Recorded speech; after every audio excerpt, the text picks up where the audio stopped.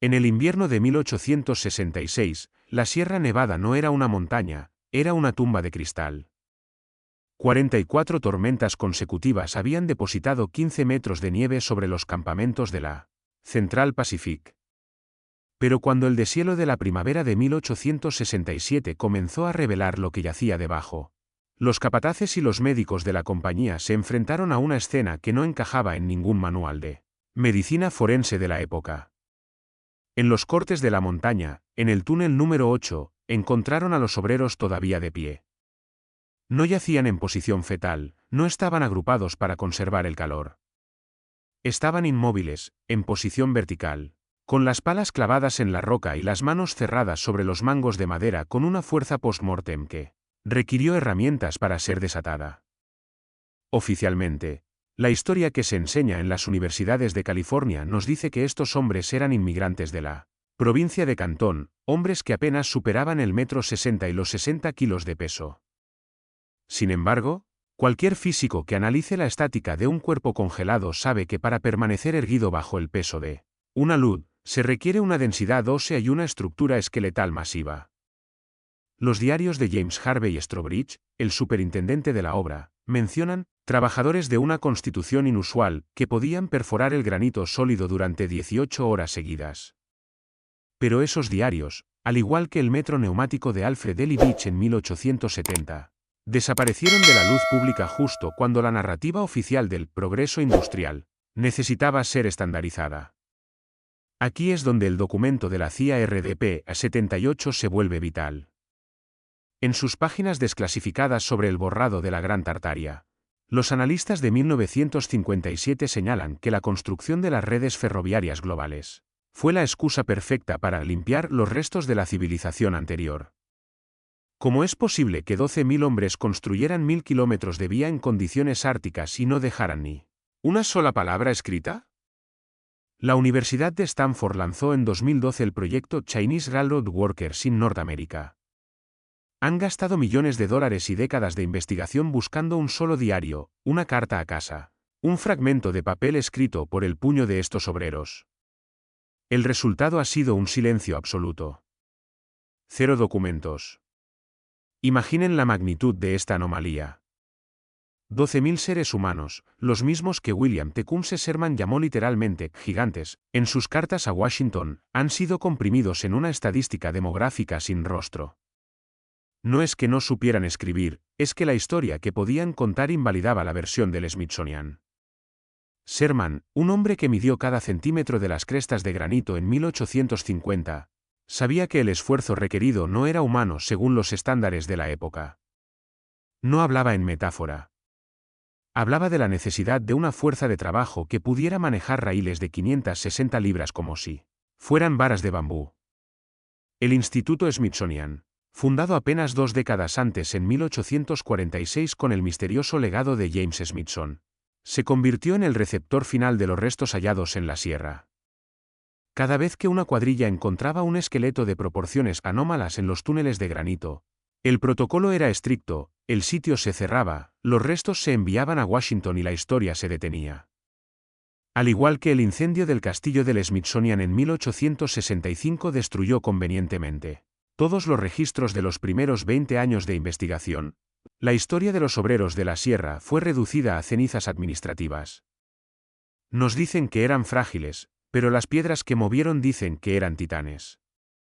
Y esos obreros encontrados de pie en 1866 son la prueba de que bajo la nieve no solo había trabajadores, sino una tecnología biológica que el sistema actual no puede permitirnos comprender. El 28 de abril de 1869 es la fecha que la ingeniería moderna prefiere ignorar. Ese día, Charles Cracker apostó $10.000 a que su equipo podía colocar 10 millas de vía en un solo turno. Para lograrlo, 8 hombres, Shai, Joyce, Dailey, Kennedy, M.C. Namara, Quillen, Sullivan y Wyatt, tuvieron que levantar y colocar 4.400.000 libras de material. Cada 30 segundos, un raíl de 250 kilos era golpeado, posicionado y clavado con una precisión quirúrgica que no ha sido igualada en un siglo y medio. Si aplicamos la cinemática a este esfuerzo, descubrimos una paradoja. Un ser humano promedio, bajo esa carga de trabajo, sufriría un colapso cardiovascular en menos de 2 horas. Sin embargo, estos 8 hombres, junto a miles de obreros anónimos, mantuvieron el ritmo durante 12 horas bajo el sol del desierto de Utah. La historia oficial atribuye esto a la disciplina, pero la arquitectura forense sugiere algo más oscuro.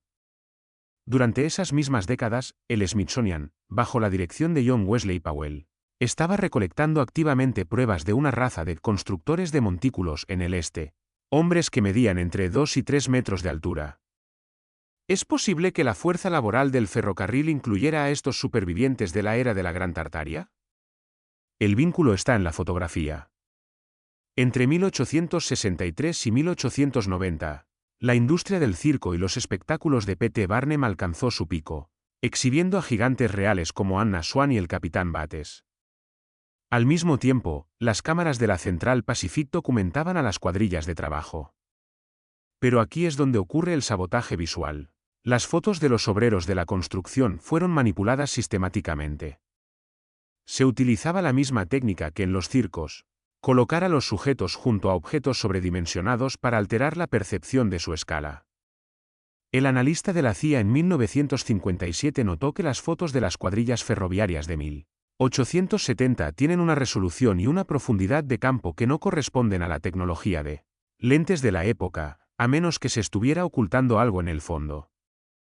Al igual que el incendio del Smithsonian en 1865 borró los registros de los esqueletos gigantes encontrados en los montículos de Ohio, la consolidación de las compañías ferroviarias en la década de 1880 borró los expedientes de empleo.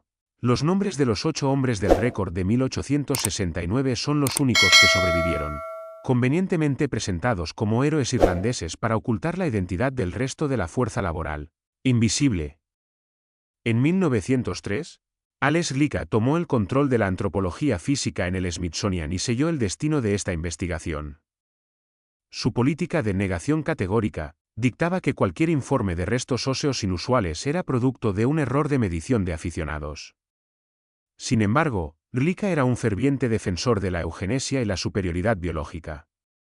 Su tarea no era la ciencia, sino la vigilancia. Bajo su mando, 30.000 restos humanos fueron encerrados en los PADs de Maryland, fuera del alcance de la Ley de Libertad de Información, FOIA, ya que el Smithsonian es técnicamente un fideicomiso privado, no una agencia federal. El ferrocarril no fue construido por hombres hambrientos en busca de un futuro mejor. Fue construido por una maquinaria humana cuya capacidad física excedía los límites de lo que hoy consideramos posible. Los túneles de la Sierra Nevada, excavados a mano en el granito sólido con una velocidad que desafía el uso de pólvora negra, son la prueba física. Esos 1.600 pies de túnel en la cumbre no fueron tallados por hombres de 60 kilos. Fueron tallados por la misma estirpe que William Sherman reconoció como gigantes. Una estirpe que, una vez terminada la obra, fue declarada ilegítima para la historia, y borrada de cada negativo fotográfico antes de 1890. Hoy, si viajas a Suitland, Maryland, te encontrarás frente a 5 estructuras masivas conocidas como los PADs del Smithsonian. Dentro de estos edificios del tamaño de campos de fútbol, protegidos por sistemas de control climático y acceso restringido de 90 días, descansan los restos de los que una vez caminaron sobre los raíles de América. No es una teoría, es una confesión administrativa. El propio secretario de la institución, Lonnie Bunch, tuvo que disculparse en 2023 por la colección de restos humanos obtenida de forma abyecta. Pero lo que no mencionaron es que entre esos restos hay huesos que no encajan en la cronología de Darwin. Al igual que en 1912 se descubrió el túnel de Alfred Ely Beach en Nueva York, un sistema de transporte avanzado que fue enterrado vivo para favorecer a los barones del petróleo, el legado biológico de los constructores del ferrocarril ha sido enterrado bajo capas de burocracia académica. La desaparición de los 12.000 obreros no fue un accidente de la historia, fue una política de seguridad nacional. Si el público llegara a comprender que hace apenas 150 años existían seres humanos con una fuerza y una resistencia infinitamente superiores, la base de nuestra dependencia tecnológica y farmacéutica colapsaría. El patrón de Irás Century es implacable. Se repite en la red nazarí de Granada, en las catedrales góticas y en las llanuras de Utah. El sistema toma la tecnología de una civilización anterior, la Gran Tartaria, y la renombra como milagro del ingenio victoriano.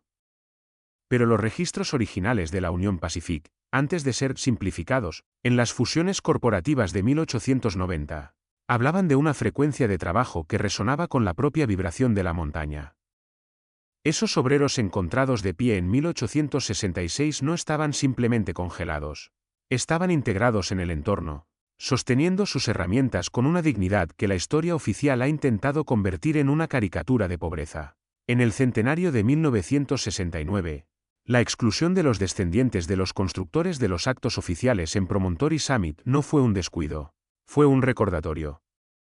La presencia de John Wayne en el escenario, un actor representando una fuerza que nunca tuvo, fue el símbolo final de la sustitución de la realidad por el simulacro.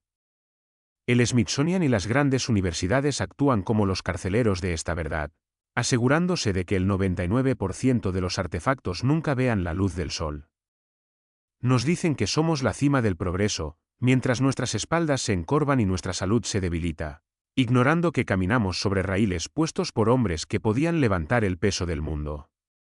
La próxima vez que veas una vía de tren atravesando un paisaje desolado, no veas solo acero y madera. Mira hacia abajo, hacia el balasto y la tierra, y recuerda que bajo esos raíles hay un silencio que grita. El hierro recuerda el peso de los gigantes. El granito de la Sierra Nevada recuerda la vibración de las palas de los hombres que no pudieron ser doblegados ni por el hielo ni por la historia.